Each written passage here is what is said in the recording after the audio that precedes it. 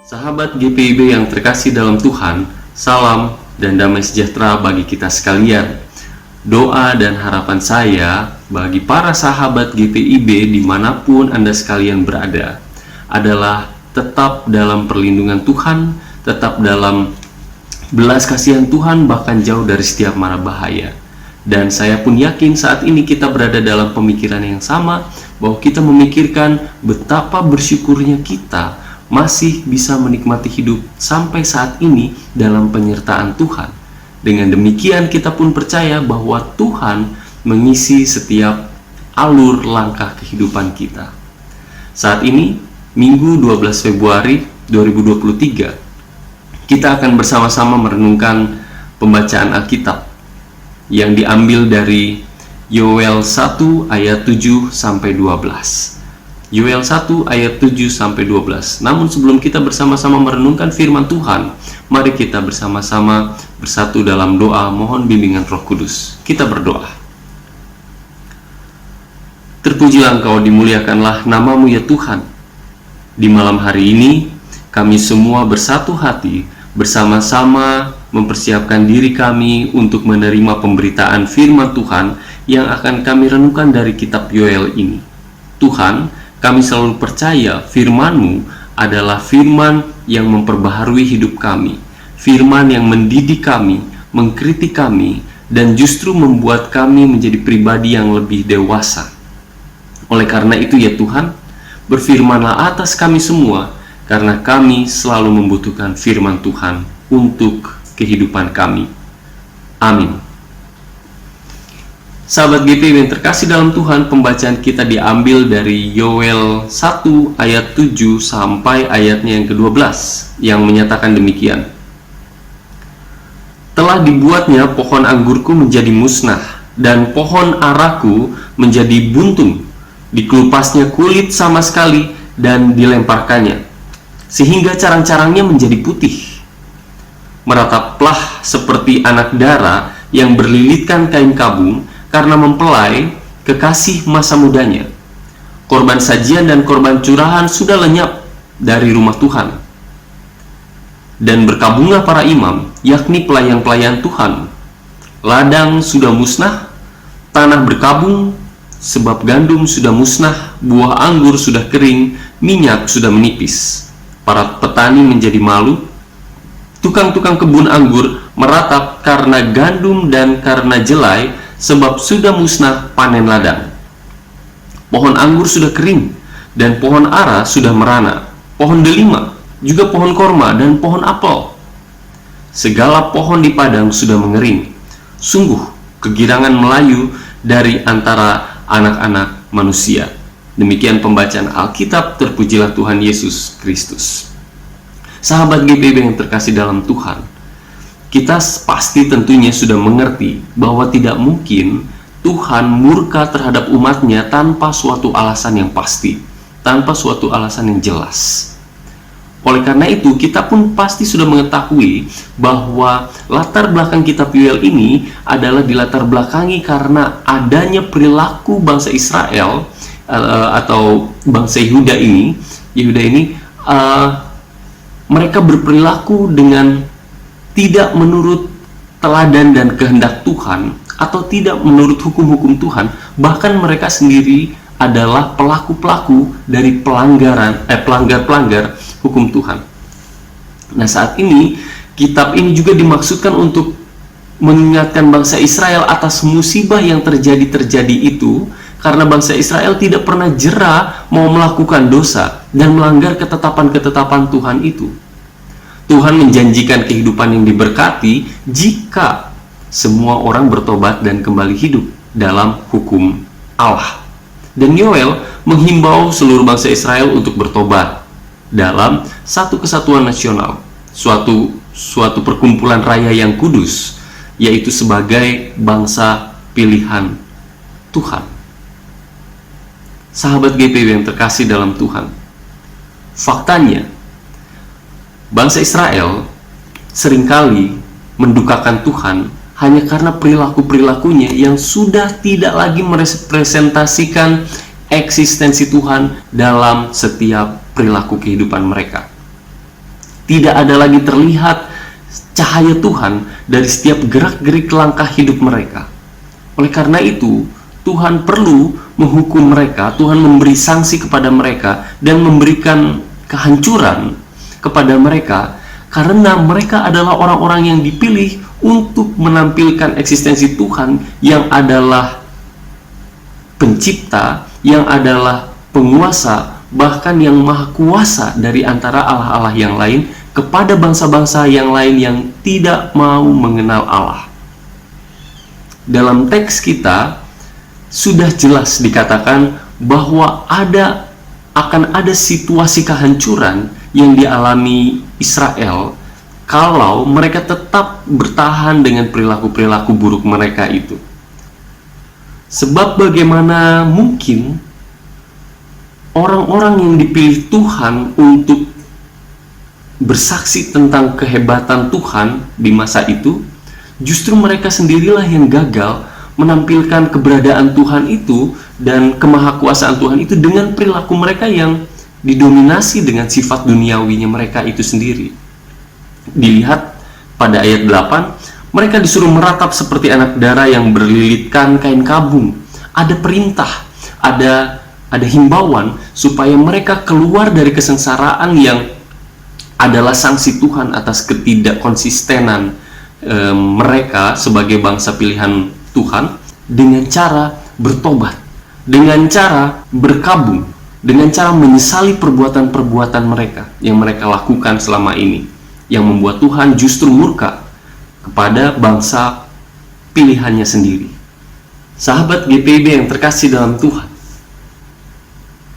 bukanlah hal yang susah untuk kita lakukan. Banyak umat Kristen yang sampai saat ini pun masih hidup dengan cara duniawinya sendiri, masih hidup dengan gaya-gaya yang bahkan tidak merepresentasikan teladan Kristus itu sendiri, dan mereka justru pertahankan. Kita masih bisa mendapati orang-orang Kristen yang menaruh benci kepada sesamanya, padahal kita tahu hukum utama dan terutama itu adalah hukum kasih. Saat ini kita masih bisa menyaksikan ada umat-umat Kristen yang masih menaruh dendam kepada sesamanya, padahal kita tahu kita diajarkan untuk terus mengampuni, meskipun mereka tidak tahu apa yang sudah mereka perbuat. Hal-hal seperti itu masih kita dapati sampai saat ini, dan hal-hal seperti itulah justru yang tidak merepresentasikan kehadiran Tuhan itu dalam setiap gerak-gerik kehidupan kita. Pertanyaannya adalah, bagaimana mungkin kita bisa jadi berkat dengan pola hidup yang seperti itu untuk sesama kita? Tentu saja kita tidak bisa jadi berkat, karena ternyata kita melandasi semuanya itu dengan kebohongan, kita melandasi semuanya itu dengan ego duniawi, bahkan mungkin dicampuri dengan kepentingan-kepentingan duniawi yang lain. Melalui firman Tuhan ini, kita semua diingatkan bahwa Tuhan adalah sosok hakim yang adil, tidak memanjakan bangsa pilihannya atau umat pilihannya dengan perlakuan khusus. Ketika mereka salah, mereka akan dihukum. Ketika mereka berbakti, mereka akan diberkati. Dengan kata lain, Tuhan berkuasa atas kebahagiaan, tapi juga Tuhan berkuasa atas penghakiman, meskipun itu untuk umat yang mengaku percaya bahkan mengenal Tuhan itu adalah Allah. Misalkan, jika kita sedang merasa lapar, jika kita sedang merasa ingin makan, kemudian kita hanya memiliki satu bungkus mie instan, maka kita akan percaya mie instan ini akan membawakan kebahagiaan kepada kita dan mengurangi rasa lapar kita, menutupi rasa lapar kita, kalau kita mau memprosesnya itu, mengolahnya itu menjadi suatu makanan. Tapi satu bungkus mie instan yang sama akan menjadi suatu kesengsaraan buat kita kalau kita tidak mau memproses itu dan mengolah mie instan itu menjadi makanan. Atau dengan kata lain, yang ingin saya katakan di sini adalah dari satu bungkus mie instan, kebahagiaan dan kesengsaraan itu ternyata ada di satu paket yang sama. Kalau kita mau mengolahnya menjadi makanan, maka kita akan mendapatkan kebahagiaan. Tapi kalau kita tidak mau mengolahnya, maka kita akan tetap sengsara dengan rasa lapar kita, padahal kita tahu ada kebahagiaan di depan mata kita. Itulah Tuhan yang kita kenal sekarang itu. Di dalam Tuhan ada satu paket kebahagiaan. Tapi juga karena Tuhan adalah hakim yang adil, ada juga Tuhan punya kuasa untuk memberikan kesengsaraan kepada umatnya yang tidak hidup menurut kehendak Tuhan. Nah, oleh karena itu, sahabat GPB yang terkasih dalam Tuhan, di malam ini kita diingatkan kembali bahwa Tuhan adalah hakim yang adil. Tuhan akan memperlakukan semua orang secara adil, termasuk umat pilihannya, jika mereka menentang atau melakukan hal yang tidak berkenan di hadapan Tuhan.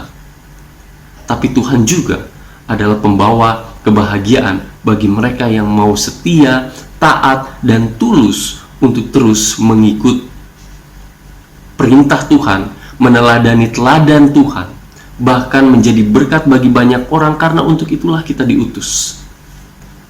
Menutup perenungan kita di malam hari ini, firman Tuhan ini mengingatkan kepada kita sekalian untuk kita kembali menghayati bagaimana cara kita hidup, untuk kita kembali meratapi dan masuk dalam suatu penyesalan yang sejati bahwa kita adalah orang-orang berdosa yang sebetulnya tidak ingin mendukakan Tuhan, tapi karena ada keterbatasan di dalam diri manusia dan ego-ego duniawi yang terlalu menguasai kita, maka kita justru sering mendukakan Tuhan.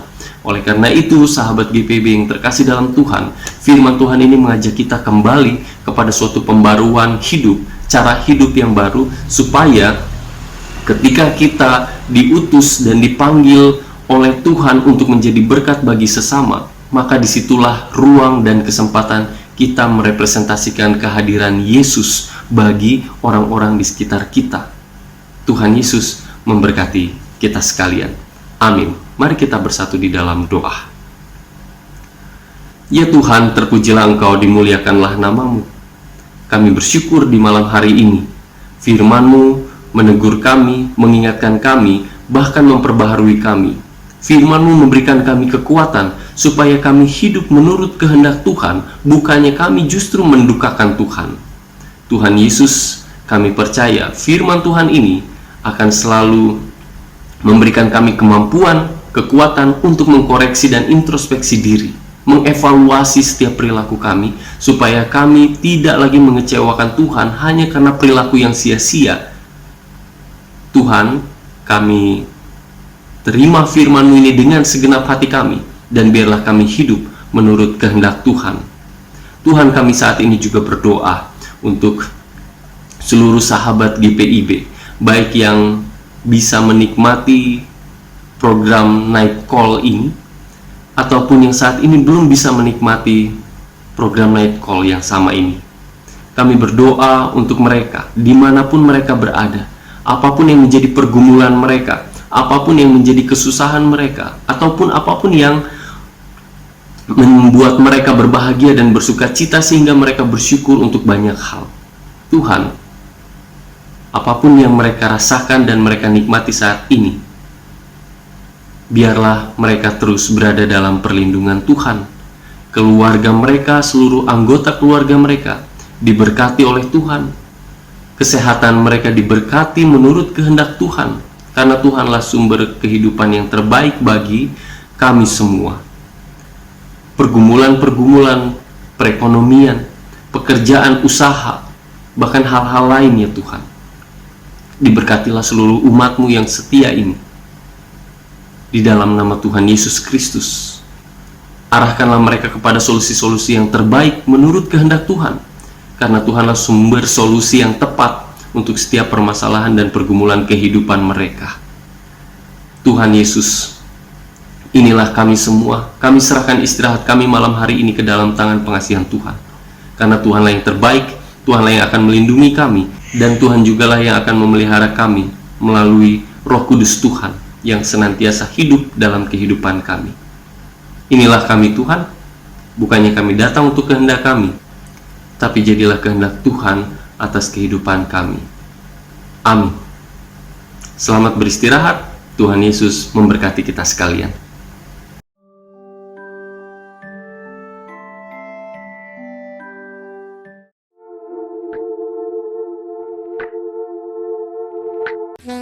Shalom, sahabat GPIB, saya Pendeta Ivan Dinamika, Ketua Majelis Jemaat GPIB Kota Bunyu. Kami bersyukur kepada Tuhan Yesus, di mana kami Jemaat GPIB Kota Bunyu boleh menyelesaikan pembangunan pastori yang telah diresmikan oleh Majelis Sinode GPIB. Dalam hal ini Sekretaris Umum Majelis Sinode GPIB, Pendeta Eli Pitoy de Bel, bersama dengan saya selaku Ketua Majelis Jemaat GPIB Kota Bunyu. Dan saat ini kami hendak melaksanakan pembangunan siring. Dan sekarang kami akan melaksanakan pembangunan pembuatan siring yang Bapak Ibu boleh saksikan, di mana kami membangun siring ini untuk mencegah kelongsoran tanah di belakang pastori yang sudah kami bangun.